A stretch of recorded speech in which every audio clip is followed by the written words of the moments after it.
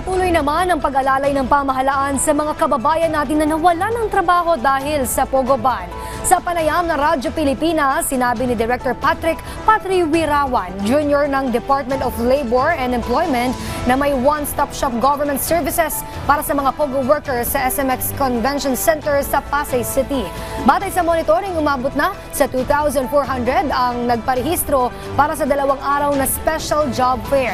Aabot sa mahigit 8,500 na posisyon ang alok na trabaho gaya ng customer service representative, engineers, architect at IT specialist.